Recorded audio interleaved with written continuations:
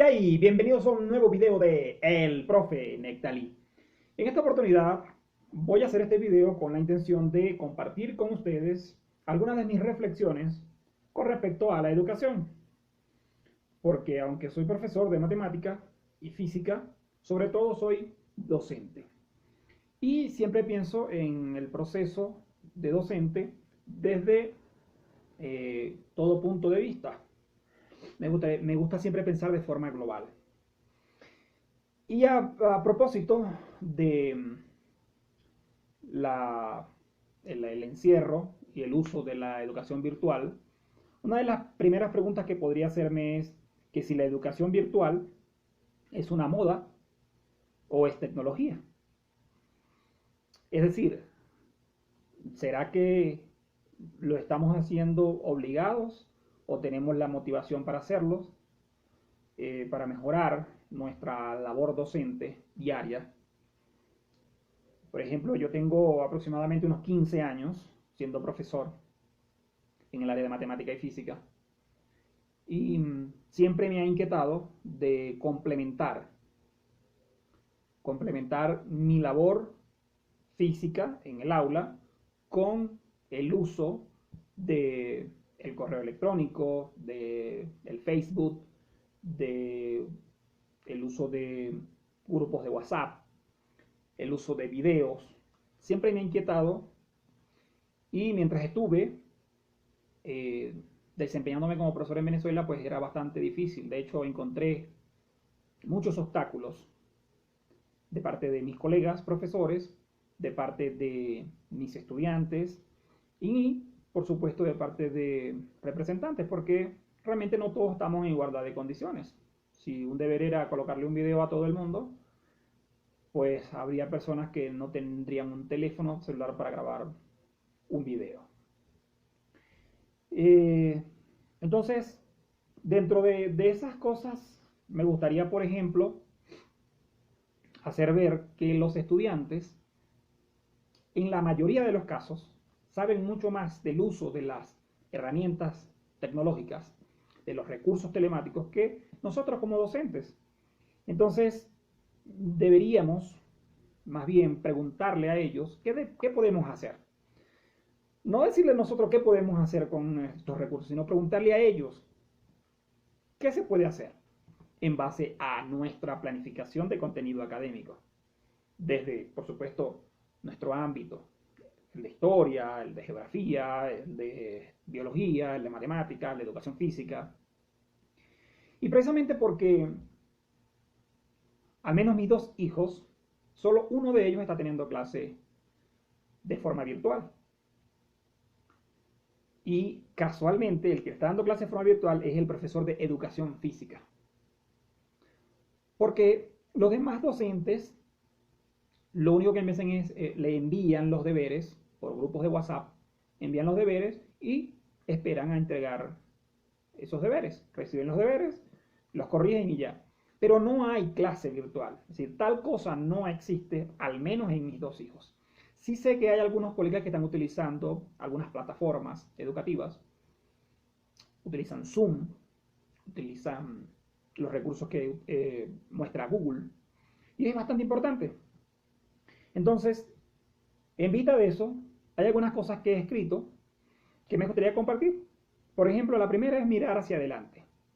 Cuando digo mirar hacia adelante, me imagino es pensar en el futuro.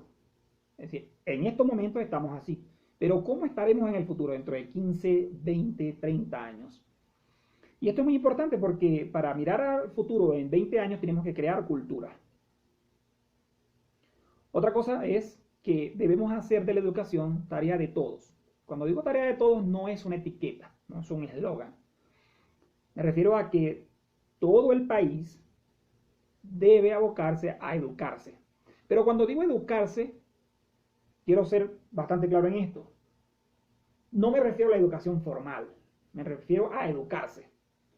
Sabemos que existe educación formal e informal, pero existen muchos políticos que quieren que toda la población se eduque formalmente, es decir, que todos sean ingenieros, que todos sean abogados, que todos sean médicos, que todos sean profesores, Y eso no es sano para un país. Y no es sano por lo siguiente. Si graduamos a todo el mundo académicamente en una universidad, entonces ¿cómo vamos a formar los otros profesionales que necesitamos día a día? Por ejemplo, el que arregla los zapatos, el que empaca la comida en la bolsa en un supermercado, el que hace la ventana, el que limpia en las calles, el que recoge la basura, todos que son profesionales, ojo, que son profesionales, pero no profesionales académicos universitarios. Entonces, en un país necesitamos que haya de todo tipo de profesionales, porque hay de todo tipo de tareas. Y pensando en eso, entonces hay que sembrar el Producto Interno Bruto educativo. Que el Producto Interno Bruto no sea solamente petróleo, oro, lo que vendemos en la producción de la tierra, hortalizas, vegetales o ganadería. No, que el Producto Interno Bruto sea también educativo, que el PIB sea educativo. ¿Y qué quiero decir con esto? No me quiero extender mucho porque creo que habla por sí solo. Tenemos que sembrar educación. Tenemos que ver que seamos profesionales, pero no profesionales de títulos, sino profesionales en el oficio. Si una persona es, digamos, médico, que sea un buen médico. No que tenga un título bonito de una universidad tal, ¿no? Sino que sea un buen médico. Pero si una persona es el que recoge la basura, que recoja bien la basura, que no deje el desastre en la calle. ¿Me explico? Entonces esto es muy importante. Y para esto, para sembrar la educación en el país, tenemos que invertir en la educación inicial. Allí está el detalle, como decía Cantinflas. En la educación inicial, porque una vez que se invierte en educación inicial, se está asegurando el futuro del país, porque los que van a tener luego 25 años pasaron por la educación inicial. Y en la educación inicial quiero ser claro, en la educación inicial tienen que estar los mejores maestros, los mejores maestros. Y para esto quiero emitir una opinión que muy poca gente está de acuerdo conmigo, y es que yo no estoy de acuerdo con que a un niño de 2 años, 3 años, 4 años, se le envíe a la educación formal. No, no estoy de acuerdo. Porque los primeros años de vida, como decía Freud y Jung, son cruciales para la edificación de la personalidad de una persona. Y si como padres, como familia, delegamos esta función en terceras personas, entonces las cosas van a estar mal en el futuro para esta persona. Porque este pequeño va a absorber como una esponja cualquier cosa que está en el ambiente y que no es en su casa. Los niños tardan 8 horas con otras personas y cuando salen de esa educación formal van a su casa y están con otra persona y su mamá y su papá ya en la noche con los que comparten. A veces cuando llegan sus padres ya están dormidos los niños, entonces no comparten nada. Esos 5 años donde se forma la personalidad se pierde, porque es delegada en otras personas. Entonces aquí hay un detalle que hay que ponerle mucho cuidado. Otra de las cosas es la formación de buenos maestros. Y cuando digo buenos maestros, en mi carrera siempre me encontré con dos opiniones. No, hay que ser bueno en la pedagogía. Otros decían, no, no, no, no. En el caso mío de matemática y física, no, hay que saber matemática y física para ser buen maestro. Yo creo que ninguna de las dos. Yo creo que hay que ser bueno en matemática y física, pero hay que ser bueno en pedagogía. Yo por mucho tiempo estuve formándome solamente en matemática y en física, cuando estuve en la universidad. Y a las materias pedagógicas, a la pedagogía no le presté la atención debida. Fue después que egresé de la universidad, del pregrado, donde empecé a aprender pedagogía en la práctica y con la teoría. Y cuando fui a hacer la maestría, entonces ya le prestaba más atención a la pedagogía que a la matemática y a la física. Entonces, dos errores. Cometí el error en el pregrado de solo dedicarme a la matemática y física, y en el posgrado cometí el error de solo dedicarme a la pedagogía. Creo que para ser buen maestro, para la formación de buen maestro, tiene que ser las dos cosas. Otra cosa es respetar el estatus del docente. Y el estatus del docente creo que es bastante importante porque sirve de ejemplo para los estudiantes. Si el estudiante ve a su maestro, si ve a su profesor con los zapatos rotos, que vive en una casa que se moja, si ve al profesor borracho todo el tiempo, o drogado, o robando, ese estatus no existe. Entonces los estudiantes no tienen a quién copiar. Los estudiantes, los niños y los adolescentes, niños y adolescentes, siempre tratan de copiar porque toman como ejemplo a su maestro. Y eso no es casualidad. Hay estudios psicológicos bastante avanzados desde la época de Jung. Entonces, el estatus del docente es bastante importante. Una de las cosas que siempre pelean los docentes, sobre todo en mi país, bueno, en toda Latinoamérica realmente, pero en mi país lo he visto mucho, es el incentivo salarial. Y esto es un poco delicado porque el docente siempre quiere pedir esos incentivos salariales, quiere siempre pedir esos aumentos, pero no todos los docentes tienen la producción para ser merecedores de este incremento. Yo creo que el incremento tiene que ir de la mano con lo que hace el docente. Y para esto se puede medir en la producción de sus estudiantes, en cómo están formados, en los proyectos, en qué produce la escuela, porque la escuela se ha dedicado solamente a recibir dinero y son pocas escuelas las que tratan de producir para su mismo consumo. En mi país, por ejemplo, hubo un proyecto de Manos a la Siembra que se creyó que iba a ser, de parte del Estado, se creyó que iba a ser un éxito, de la siembra de diversos rubros.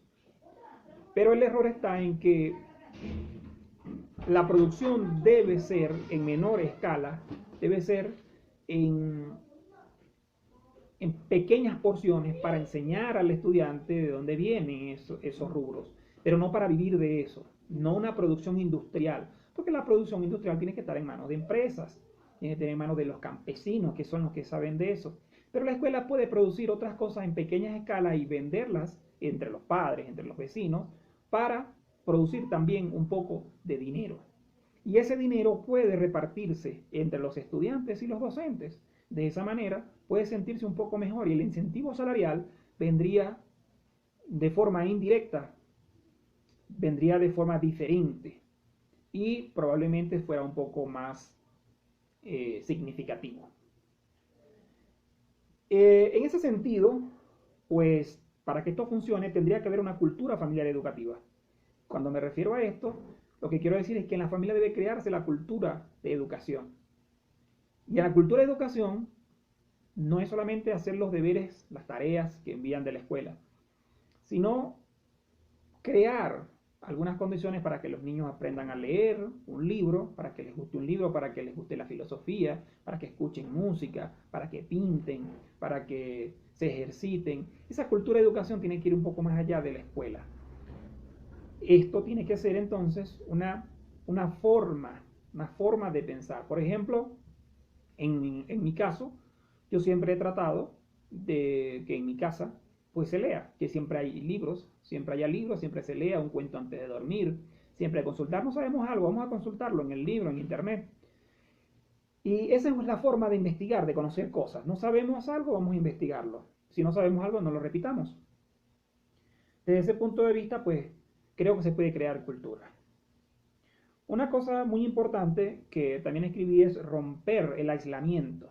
Y cuando digo romper el aislamiento, me refiero a que las parcelas que tenemos, esas parcelas deben cesar.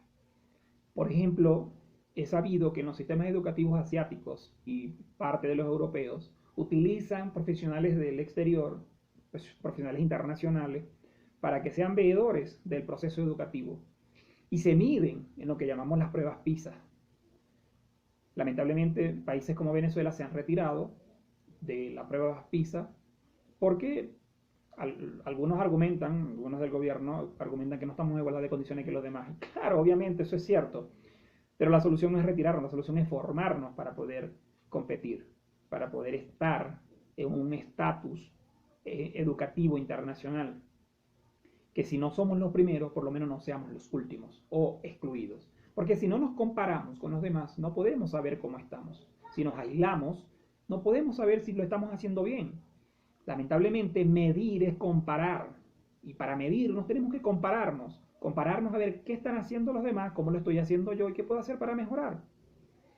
Y en este sentido, entonces tenemos que bajarle un poco a la complacencia, porque muchas veces, sobre todo nuestros países de Latinoamérica, pues pensamos que lo estamos haciendo bien, que somos lo mejor del mundo y que los demás tienen que pedir unos consejos porque nosotros somos una lumbrera y nuestro cacumen brilla por sí solo. Y no es así.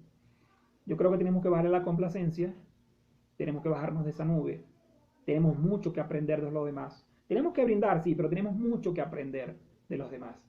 Y en este camino es un camino sin principio y sin final. Podemos comenzar en cualquier parte de la carrera.